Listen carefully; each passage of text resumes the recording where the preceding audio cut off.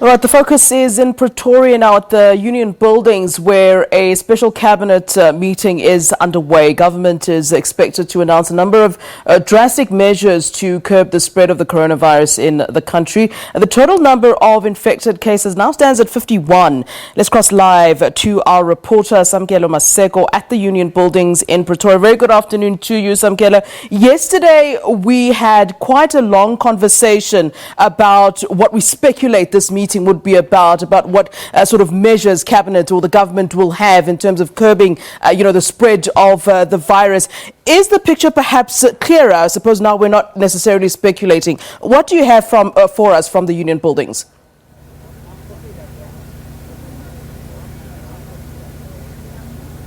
Yes, indeed, that all-important cabinet meeting is currently underway here at the Union Buildings that we are looking in front of that particular office of President Cyril Ramaphosa. We do know that the interministerial committee or team that has been tasked with looking into containing this COVID-19 coronavirus did make a lengthy presentation within the start of this particular meeting. I'm going to bring in political editor Mzwandile Mbecha, who earlier on predicted that the numbers would rise by this afternoon. Those words proved to be true, but a little bit earlier, Mzwandile, those numbers proved to be true at about 20 past 11, with Minister Zweli saying the numbers have risen to just over 50 of South Africans infected by COVID-19 coronavirus.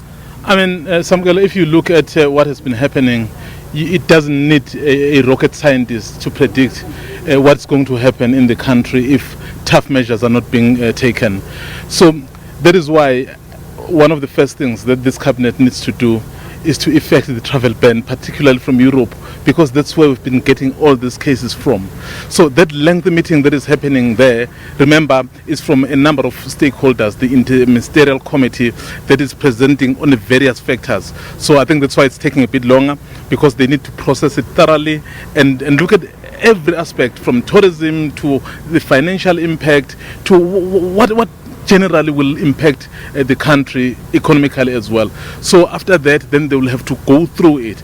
But the bottom line is that a decision, and a very drastic one, will have to be taken. What are some of the issues being raised by the interministerial team? If you may have had vimps from some of your sources on that particular matter, what are they discussing? What are they presenting to this all-important cabinet meeting chaired by the president? I think what they are basically talking about, remember, we've been trying to encourage tourism to come into the country, but that is one of the things that will be affected. For example, we have an issue around SAA, trying to get SAA back on track. But now with this, so it will also be affected. So these are some of the issues, and the issue of the economy. Our economy is already into a technical recession. So any measures that will be taken will limit the economic activity. So how then do you mitigate? So those are some of the things they are dealing with. But the fact of the matter is that if nothing is being done and this virus tends to then spread within the country, so we will be able to try to contain it. So they must act as early as possible, because perhaps there's an opportunity to do something if it's still at these early stages. So those are the factors around which they are speaking about, to say, so if we close the borders, so what sort of impact, how do we mitigate it? I mean, you saw earlier on a Minister of Finance passing here, and we know that other ministers really that are key around this will also be there. I mean, Minister Zweli will also be giving a detailed account of what has been happening, and of course taking from the world what else the world has been doing. Remember, this has never happened before, so everyone that is doing something is new. So we will learn from these ones and those ones, but at the end of the day, we have to protect the country. Mzwandile, I'm just going to bring in a sector, one specific sector that encompasses all socio-economic backgrounds of South Africans, whether you're rich, poor, middle class, or higher education. Universities, the University of Cape Town, Stellenbosch. Some of these institutions have cancelled the graduation processes for their universities for this academic year, for those who have completed their qualifications. What does this say going forward about those and particular sectors that encompass all South Africans, rich and poor, some who may have been in contact with those who've got the means to travel abroad? What does it mean going forward, particularly for the education sector? I mean, Samkelo, we've been with you here and interacting with a number of people, and some of the jokes that are going around is that 2020 must just be scrapped. So we must behave as if 2020 never existed. The reason, you know why? Because almost everything that is happening this year somehow will be affected. So those issues that we are raising, so they're quite key, but can they continue as normal? And the fact of the matter is no. So something must be done about them. So many other things will be deferred, others will be cancelled. So 2020 is as good as gone. You look at events such as the Two Oceans Marathon, you look at Ironman, you look at the Cape Town Jazz Festival. That's all gone by the wayside. That speaks also to the business sector and the money and the economic stimulus that pumps into those various cities where this takes place. In a few months' time, you've got the Comrades Marathon taking place between Durban and Pietermaritzburg. What happens to all of these events on a tourism aspect and on an economical aspect of things for these cities? If Europe decides to shift the Euro 2020 this year, so I mean, who are we to continue to stick to some of these issues which really can be postponed? Because at the end of the day, Samkelo, so we must realize that we are part of the global community. So whatever happens elsewhere, already Europe is the epicenter of this epidemic. So we have seen a lot of activity. Italy is on lockdown. Spain is on partial lockdown. France is on very strict rules right now. And then many other countries in Europe, they've even closed some of the borders. Remember, Europe, EU, is a Schengen zone. But some of those countries within the Schengen have decided to say, well, as much as we are part of the open borders, so we are taking decisions. I mean, Russia, we have seen what they've done. Even our neighbor here in Namibia, so they've taken drastic decisions. Rwanda and everywhere else, people have said it's pointless to continue to say because we are worried about certain aspects of our livelihoods, so we must continue as normal. Because at the end of the day, once this virus catches the ordinary people of South Africa, it will be very difficult to contain it. I mean, just imagine how taxi ranks would be so full. Just imagine the squatter camps, the townships. So how are you going to be able to identify all those people? So do it now whilst you still have an opportunity to do something. I think they'll take that into account. I mean, earlier we spoke about the game that will be here in Pretoria on Tuesday, Pirates and Sundowns. A huge number of people are expected to be here. And can you imagine if some of them are already infected, how many will be infected? The issue of schools. We've seen other countries taking a very decisive decisions. Public schools are supposed to be closed in a week's time. What's stopping them to close from this week? So that you see how you're able to deal with this issue. So what we expect will come from here. It's a travel ban. It's a banning of mass gatherings that will unfortunately affect things like the Easter weekend. You're speaking about mass gatherings. In Colesberg, the president is supposed to address Human Rights Day, where it's an annual event in South Africa. It's one of the days that we commemorate. A large contingent of people are largely expected to come there. Where does that leave Human Rights Day? Where does that leave? It may be a few months away. An all-important gathering of another of the governing party as well. What happened even yesterday, speaking to Jesse Duarte, the DSG of the governing party, say they have to curb down the delegation to their elections workshop. Where does that leave mass gatherings of all-important political formations and heroic events of our struggle? Remember, no one is immune from this virus. In fact, the First Lady of Canada is positive as we speak. The First Lady of Spain is positive as we speak. So, do you then go ahead simply because things are of significance, so they are viewed as very important, whilst they are detrimental to your own country? I personally think some of those events should be cancelled, because that's where the risk is greatest. If the president has to say something on Human Rights Day, so we are in a digital world. The president can sit here at union buildings and pass that message to South Africans. They will get to hear him. Yes, it's important to mingle with people, but not at this time. At this time, we've got to get measures that will make sure that the spread is halted. Let's bring it back home, Mzondile. KwaZulu-Natal has about 14 infections. We come to Gauteng. Both these provinces have the largest numbers of population when it comes to voter statistics and residents residing within them, KwaZulu-Natal and Gauteng. Gauteng is sitting at 24 infections, a highly dense province, the economic hub of the country.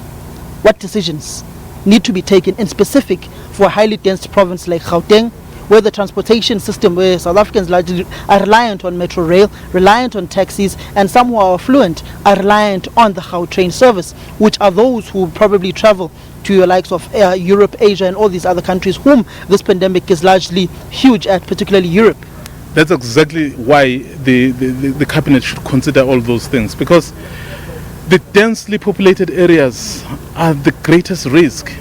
And then once these areas become the epicenter here, so we would never be able to arrest this. And at what cost? Do you want to see people die like flies simply because certain tough decisions couldn't be made? No, I don't think so. Exactly because of that risk. That's why those large gatherings must be suspended. That's why a number of things must be suspended. Otherwise, it will really be a problem. I mean, you remember when it started in Iran, when it started in Italy, it was just 1 or 2 numbers. And before we knew it, we were running into hundreds. Where are we now? We are running into thousands.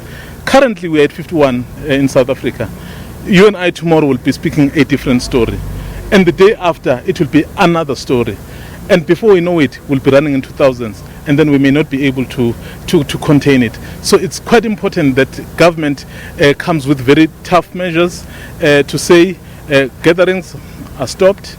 Some of those issues or some of those events we deem important can be postponed. So at the end of the day, the country must be saved, because if you allow the people of the country to die, who are you going to govern?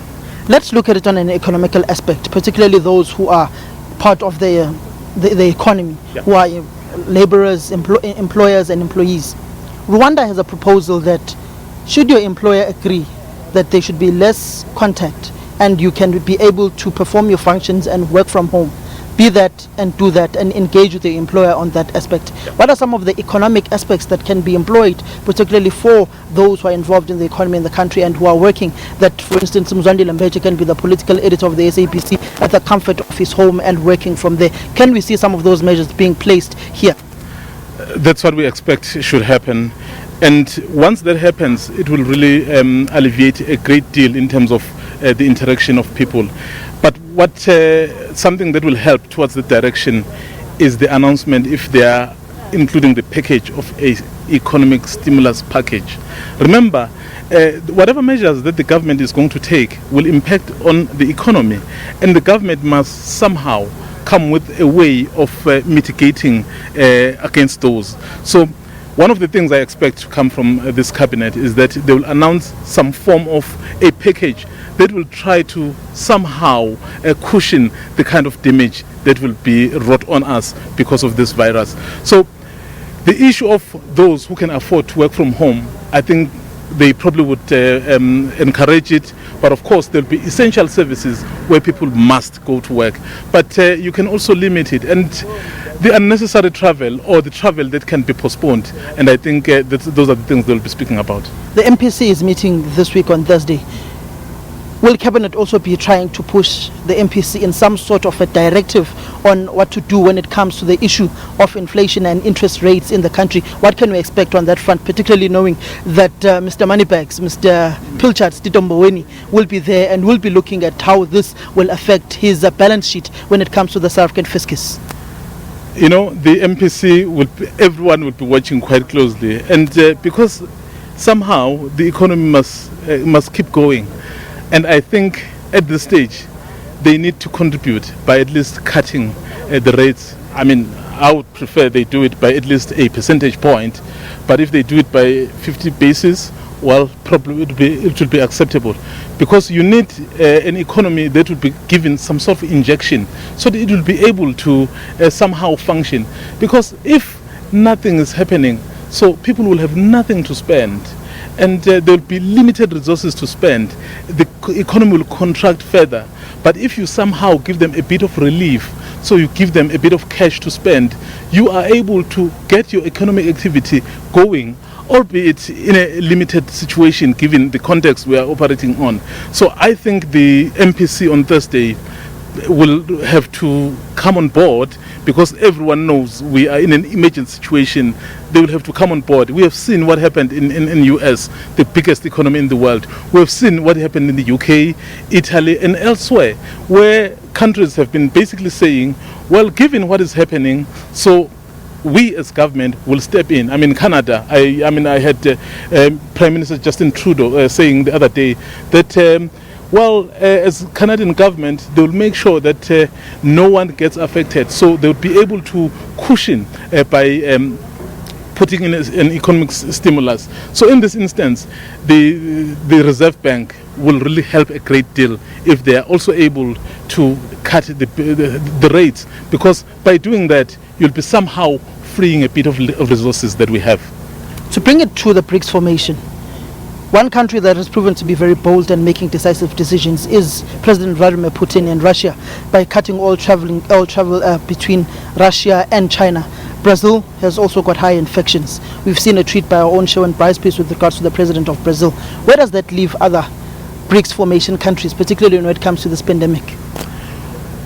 It basically now talks about the leadership. You know what's interesting, Samgel, about this virus is that it actually calls on the leaders of particular countries to provide leadership for their own people.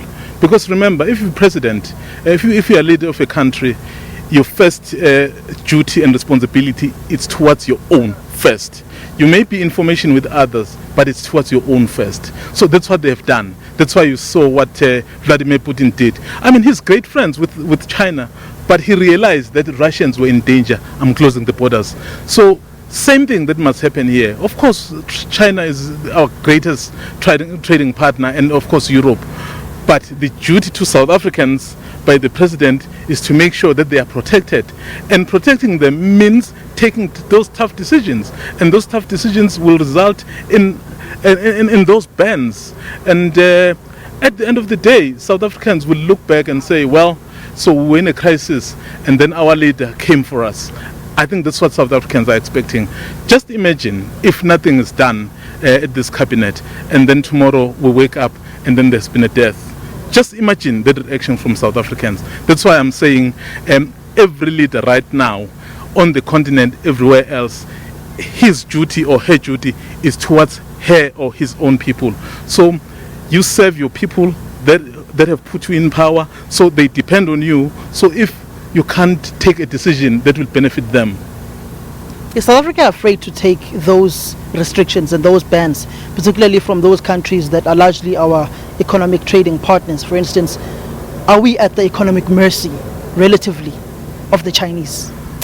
You know, even those countries, Samgal, if you look, they've taken decisions themselves. At the moment, no one is really thinking about, so how is so and so going to feel? I mean, America trades with Europe, and then they've just decided, hey, no one comes here. So their greatest trading partner, they've decided no one comes here. Why? Because President Trump, his duty is to America first. And the Europeans themselves, in fact, Britain, there were some, I think, EasyJet from UK, they were traveling to Spain. But they were turned back mid-air to say, we have taken a decision now, you can proceed. So those are the kind of decisions really that I think South Africans are expecting from their leadership. So to say, yes, we understand we need economic injection, we need trade, but it's pointless to have economic injection and trade and then you have a sick society, a dying society. So who's going to be active even in those? When can South Africans expect to hear from the leadership that they have chosen and elected and that has been elected as the executive of this country? As soon as they conclude the meeting, remember they started at 10 and then they had to process that lengthy contribution from the interministerial committee. And then after that, they will obviously have contributions and discuss it and look at all other factors. So I can only safely say before the end of the day today. I will not be able to give time because there's a lot of processing that needs to be done. You know, interestingly, I was having a discussion with a friend of mine and he was saying that as much as the coronavirus is a pandemic and it's bad, but it's also brought some large capital injection to those who are providing services of cleaning your hands, of sanitizing your hands. What, in an economic aspect, how has this benefited the relatively pharmaceutical industry of this country? Remember, in every situation, it doesn't matter how bad it is, there shall always be an opportunity for others to benefit. Whether they are benefiting by helping all of us, but the fact of the matter is they are benefiting. In times of crisis, those who understand economics better, they say is the best time to invest. Thank you very much, Mzwandile Mbeje. That was the political editor at the SABC, Mzwandile Mbeje, speaking about the all-important cabinet meeting currently taking place now that the IMC, looking into the coronavirus, has presented a lengthy report to this particular cabinet meeting taking place now. South Africans may hear from the president later on this evening whilst this marathon meeting is done. Usually when there is these kinds of events and there is a huge media contingent like we're seeing here right now, it is always ended with an address by the #1 citizen of the Republic. All right, Samkele Maseko and Mzwandile Mbeje at the Union Buildings for